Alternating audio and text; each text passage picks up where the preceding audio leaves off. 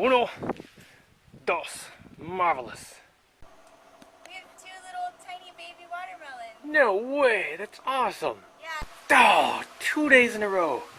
Just when I got things set up. The rain.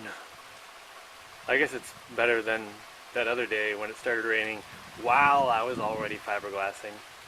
Luckily in that case my solar panels offered sufficient protection, but I'm not going to risk that right now. Rain. Alright, I got my 2 11-foot top pieces, my 2 8-foot top pieces over there. Just curing. Now I have to figure out how to do the middles of the pontoons, which I want to be higher so that you can get in there and have some space. And that's going to be about 10 feet long. I think I should just go eat some food first. Alright, let's see here.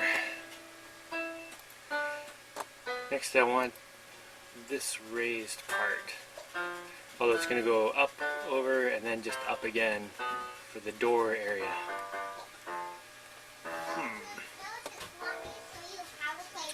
And I do want to have this angled at the front so wind can go whoosh up and over. Alright, let's see. Theoretically it's nothing, like conceptually it's nothing complicated.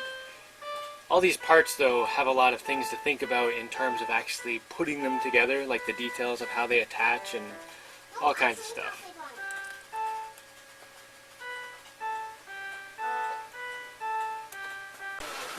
Alright, my first thought was to have this and then have this bump up for a door. But then I thought, well, if I make the door open at the top too, this part doesn't actually have to go up. So maybe I'll just make the whole thing a little bit taller and have the door part, you know, like this. So you can actually stand up in here, so you can step in there no problem, then climb in and, you know, do your napping or your computer playing or whatever. And at the front of that part will be a hatch that just opens so you can stick your head up or climb out, whatever. And then the door for this part, one way to do it would be to have it like a door hinged onto itself. So this top part flaps open, and then the entire thing opens so you can climb in. Or I could have 2 separate door things. So this top door can open or close independent of this other door, which can open. Although I think I'd have the top door like overlap over the bottom door to keep water out. So as long as the top door is closed, both doors will stay shut. And then it'll have like gravity will hold both doors shut normally. So I won't constantly have to like latch it or something. Yeah, I think that sounds good. So I just need to make this. And it's 10 feet long and 30 something inches across. I'll have to measure my other parts. And I want these to slope in so the roof is a little bit skinnier than the bottom. And I thought about having this rounded over, but I want to have a flat spot for people on the outside of this to sit here. Or so you can put stuff there or whatever. But mostly so people can have a spot to put their bums. Because people like to put their bums on things. Oh, and I got those cool windows. So I can put those on the other side. One in the side, like over here. Well, like over here on the other side. And then one right in the front. So you could like sit up here in the front and see out the side and the front. And maybe I'll even have some driving controls in here. So you could drive in a storm and not get wet. Alright, I think that sounds good. So I'm going to make this, but with all curved corners and everything.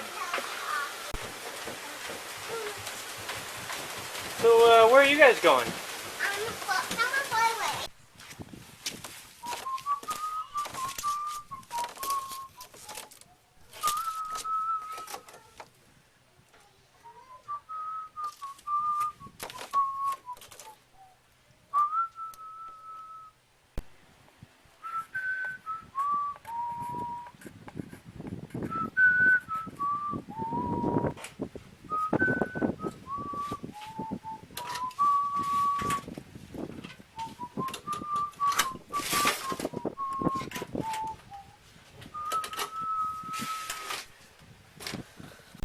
we go. Man, this whole clips and sheet metal thing is great.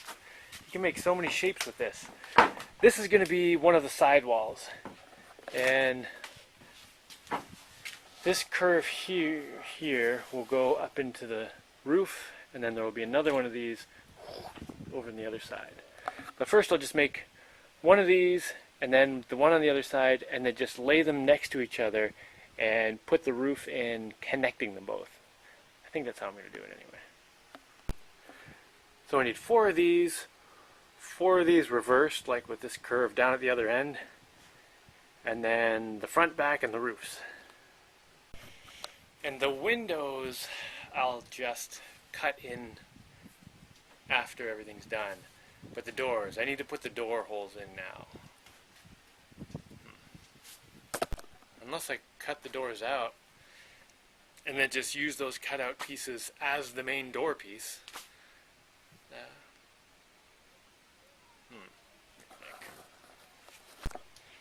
I may regret this, but I think I'm going to cut the doors out after and then use the cutout pieces as the main piece of the door. I just hope my jigsaw can handle it. Oh, I've also got a messy angle grinder if the jigsaw can't do it.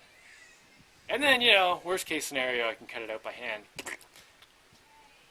Which I've done before with like a Sawzall blade clamped in some vice grips and just... I have just enough time to make one of these before I go help a friend with his dock. But I think I'm just going to wait and do all these at once. Then I can probably get away with using the same roller on all of them. Yeah. And then who knows, maybe I'll come up with a better idea for this. Oh, I can't make them tomorrow either because I'm going to town. Yeah, I guess I gotta wait like a day and a half to make them. Yeah, whatever. So I just posted a video where I repaired my circular saw there. And I said, you know, now that I've done this repair, I have to make sure I don't plug it into AC. But then someone said, dude, it'll still work in AC.